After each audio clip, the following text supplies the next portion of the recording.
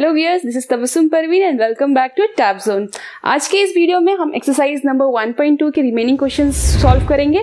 तो चलिए स्टार्ट करते हैं क्वेश्चन नंबर 5 से। क्वेश्चन नंबर 5 में है find the difference between the greatest and the least 5 digit number that can be written only using the digit such as 6, 2, 7, 4, 3 and each only once. So हमें ये digits use करके digits like 6, 2, 7, 4, 3 ये 5 digits use करके हमें form करने हैं greatest and least 5 digit number. तो हमारे पास नंबर डिजिट्स क्या क्या है, चलिए हम लिख लेते हैं। डिजिट्स क्या क्या है, हमें digits given is equal to 6, 2, 7, 4, 3। So हमारे पास ये 5 डिजिट्स है। अभी हम ये डिजिट्स को यूज करके हमें ग्रेटेस्ट 5 डिजिट फॉर्म करेंगे। सो ग्रेटेस्ट 5 डिजिट नंबर, अच्छा तो अभी हम इसे ग्रेटेस्ट बनाना है, इसमें ग्रेटेस्ट 5 डिजिट। तो हम क्या करेंगे, सबसे पहले इन पांचों में से सबसे ग्रेटेस्ट कौन है वो डिजिट पहले लिखेंगे। तो 6, 2, 7, 4, 3 ऑब्वियसली 7 सबसे ग्रेटेस्ट है यहाँ पर, तो हम सबको 7 सबसे पहले लिखेंगे। उसके बाद नेक्स्ट उससे छोटा, फिर उससे छोटा, फिर उससे छोटा। तो 7 के बाद उससे नेक्स्ट स्मॉलर क्या है 6, ओके। उसके बाद नेक्स्ट क्या है हमारा 4, नेक्स्ट 3 एंड नेक्स्ट 2। सो हमें फॉर्म करना था यहाँ पर ग्रेटेस्ट 5 डिजिट नंबर, जो हमने ग्रेटेस्ट 5 डिजिट नंबर फॉर्म कर लिया 1, 2, 3, 4, 5 डिजिट एंड क्राइटेरिया था ईच ओनली वंस, और हमने डिजिट को ओनली वंस यूज किया, हमने रिपीट नहीं किया। यहाँ पर हर एक डिजिट को एक टाइम ही हमने लिखा है।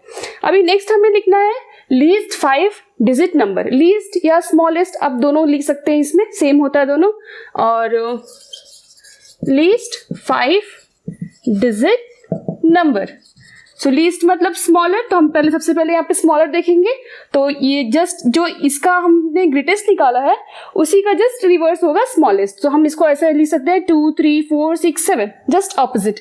सो 2, 3, 4, 6, 7। सो ये हो गया हमारा least 5 digit number 1, 2, 3, 4, 5 digit number. अभी हमें करना क्या है, फाइंड द डिफरेंस। जैसे आपको पता है डिफरेंस का मतलब क्या होता है, डिफरेंस का मतलब होता है सब्ट्रैक्ट करना। तो अभी हम क्या करेंगे, ये जो दो नंबर हमें मिला है ग्रेटेस्ट 5 डिजिट और स्मॉलेस्ट 5 डिजिट, जो उन दोनों नंबर को हमें क्या करना, उसका डिफरेंस निकालना, मतलब उसे हम सब्ट्रैक्ट करेंगे। सो देयरफॉर देयर डिफरेंस,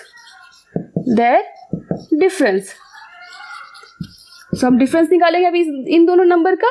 तो अभी हमें अरेंज करेंगे, यहाँ पे हम फाइनल आंसर लिखते हैं, हम यहाँ वर्किंग कर लेते हैं अपना 7, 6, 4, 3, 2। हम अपने बड़े नंबर ऊपर रखेंगे और हमारा छोटा नंबर वो नीचे रहेगा। 2, 3, 4, 6, 7। अभी हम इसे डिफरेंस निकालेंगे, यानी हम इसे सब्ट्रैक्ट करेंगे। तो सब्ट्रैक्ट करके आंसर क्या आता है, सो 2 यहाँ 7 है, 7 से हम 2 तो सब्ट्रैक्ट नहीं कर सकते, हम यहाँ बोरो करेंगे 2, ये हो गया 12। सो 12 minus 7 that is 5।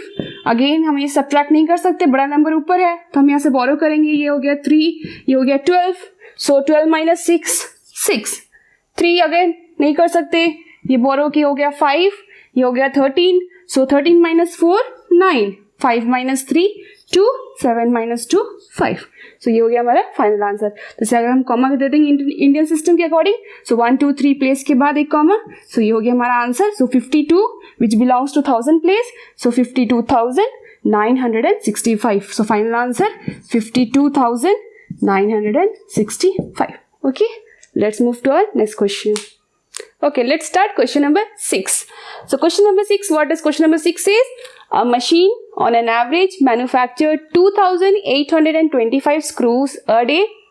How many screws did it produce in the month of January 2006? So इसका मतलब क्या है, एक फैक्ट्री वो एक दिन में कितना 2,825 स्क्रूज प्रोड्यूस करता है, एक दिन में इतना स्क्रू प्रोड्यूस करता है। तो क्वेश्चन में हमें पूछा गया है कि वो same factory month of January मतलब एक दिन का तो यहाँ दिया हुआ है, और मंथ ऑफ जनवरी का मतलब कितना डेज होता है। सो मंथ ऑफ जनवरी में आपको पता है 31 डेज होता है।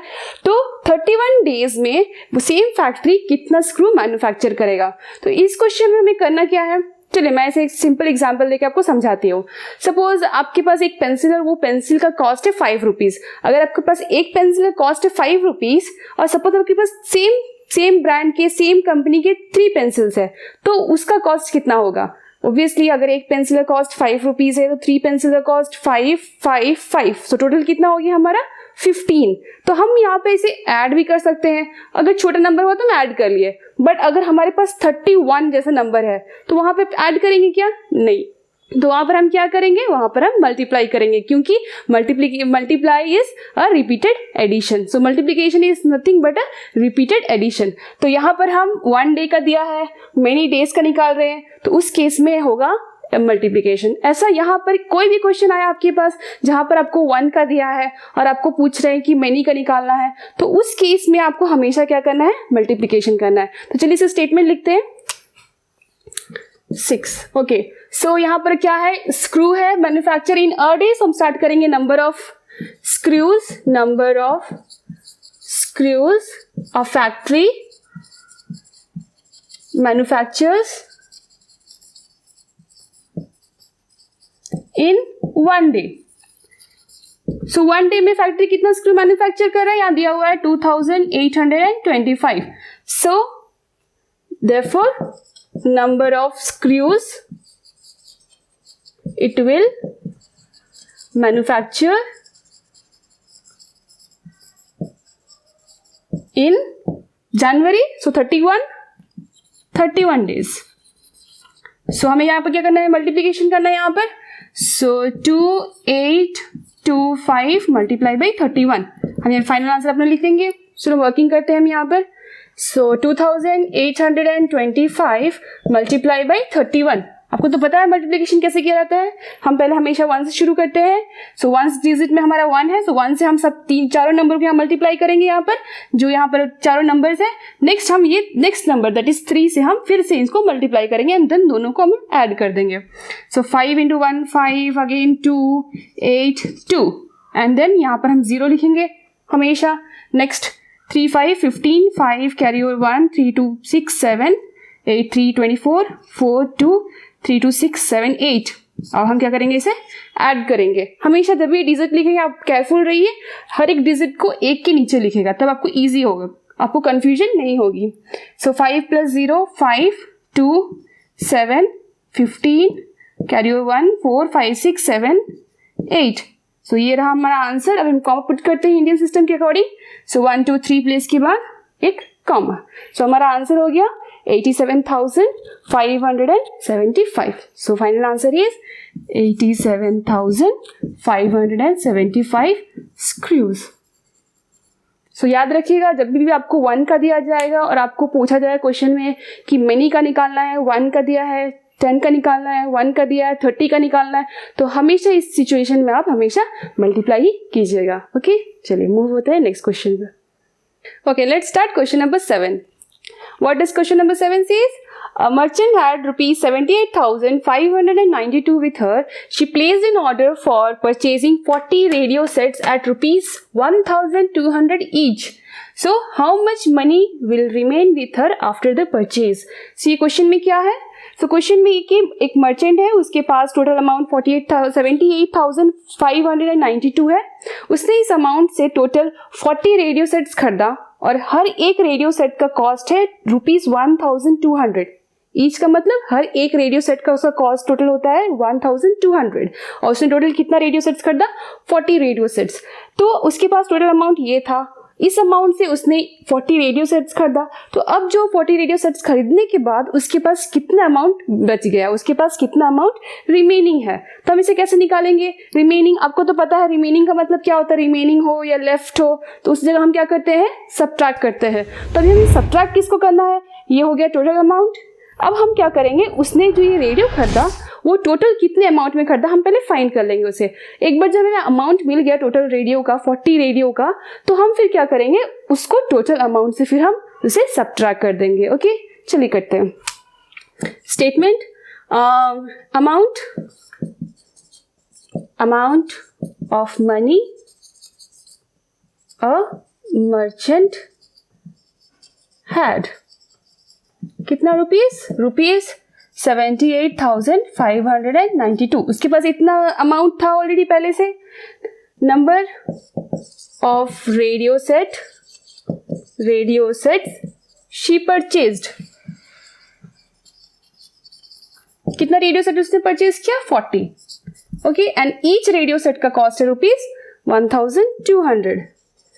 Amount of each radio set is equal to ₹1200. अब उसके पास टोटल 40 रेडियो सेट है, उसमें एक एक का रेडियो सेट का कॉस्ट है 1200. सो हम निकालेंगे टोटल अमाउंट कितना खर्च हुआ. Therefore amount of 40 radio sets. तो टोटल अमाउंट कितना हो गया 40 रेडियो सेट्स का. अब हम इन दोनों क्या करेंगे? मल्टीप्लाई करेंगे. सो ₹40 इंटू 1200. सो हमारा फाइनल आंसर आएगा यहाँ पर. ओके, सो वर्किंग करते हैं हम. 1200 इंटू 40. सो आप ऐसे कर सकते हैं, इसे 1200 इंटू 40 कर सकते हैं, या फिर आप क्या कर सकते हैं, ये जीरो को एलिमिनेट कर सकते हैं. आप टोटल कितना जीरो हम एलिमिनेट किए? यहाँ से 2 जीरोस एलिमिनेट किए. यहाँ से हम कितना जीरो एलिमिनेट करेंगे? 1. तो टोटल हमने 3 जीरोस एलिमिनेट कर दिया. अब आप क्या करिएगा, इसको मल्टीप्लाई कर लीजिएगा. तो 12 इंटू 4 तो ईजी हो गया आपके लिए. तो 12 इंटू 4 आपको पता है, 12 इंटू 4 इज 48, आपको पता है. और हमारे पास कितना जीरोस था? ऑलरेडी 3 जीरोस हमने एलिमिनेट किए थे, उसे हम वो वापस डाल देंगे. तो डायरेक्ट हमारा आंसर आ जाएगा. ओके, सो हमारे पास टोटल आंसर का अमाउंट टोटल कितना हुआ? 48,000. सो उसने टोटल परचेज किया कितना? 48,000 का रेडियो सेट. अब उसके पास जो रुपीस इतना था और उसने इतना का परचेज कर लिया, तो अब उसके पास कितना अमाउंट बच गया वो हम निकालेंगे. देयरफॉर अमाउंट रिमेनिंग, कितना अमाउंट रिमेनिंग है अभी? सो ₹78,592 माइनस रिमेनिंग सब्ट्रैक्ट करेंगे रुपीस किससे? 48,000 से. सो देयरफॉर रुपीस हम यहाँ पे लिखेंगे फाइनल आंसर. चलिए वर्किंग करते हैं. 78,592 सब्ट्रैक्ट 48,000. सो 29,503. Total answer 30,592. सो 30,592. सो टोटल कॉस्ट उसके पास कितना भी रिमेनिंग है, जितना उसका अमाउंट था उससे 30,592. अभी हम यहाँ पे मल्टीप्लाई क्यों किए? मैंने ऑलरेडी आपको बताया था, जब भी आपको एक का कॉस्ट दिया जाता है और आप मेनी का कॉस्ट निकाल रहे हो, तो यहाँ पर हमारा कॉस्ट 1 रेडियो सेट का इतना था 1200, और हमें निकालना था 40 रेडियो सेट का. 1 का कॉस्ट दिया था, हमें निकालना था 40 रेडियो सेट का. तो इसलिए हमने यहाँ पे क्या किया? मल्टीप्लाई किया. और यहाँ पे रिमेनिंग था, हमें रिमेनिंग अमाउंट निकालना था, तो इसलिए हमने क्या किया? यहाँ पर सब्ट्रैक्ट किया. ओके, होप आपको समझ में आ गया. चलिए मूव करते हैं हमें नेक्स्ट क्वेश्चन पर. Okay, let's start question number 8. A student multiplied 7236 by 65 instead of multiplying by 56. By how much was his answer greater than the correct answer? So इसमें क्या क्वेश्चन में है क्या?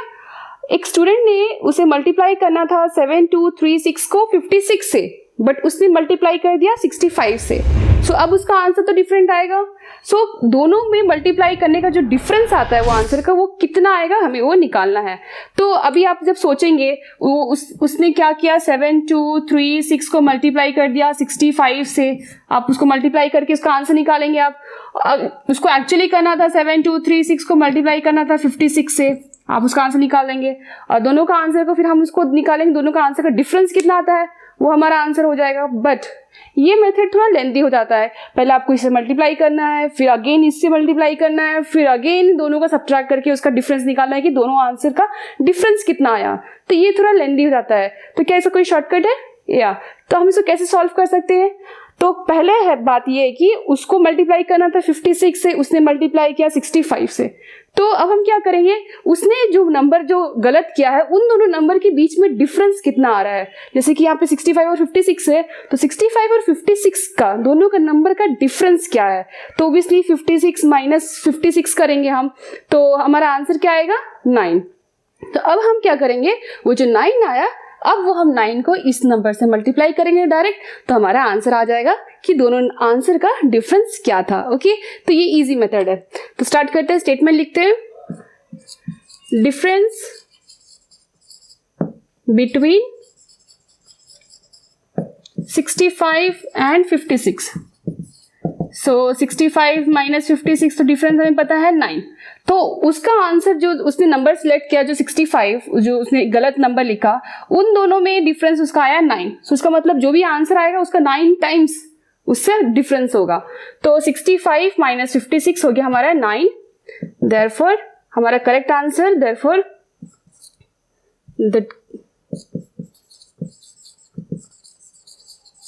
The difference between the correct answer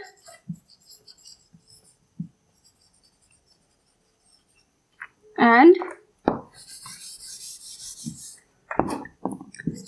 the incorrect answer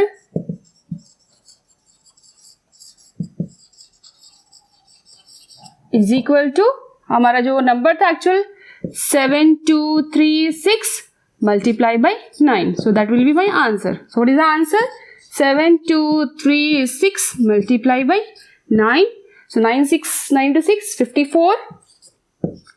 9 into 3, 9 is 27, 27 plus 5, 32, 9 to 18, 21, 9 7 63, 65. So answer, what is the final answer? 65,124. So उसका answer का difference आया 65,124. Okay, hope आपको समझ में आया होगा।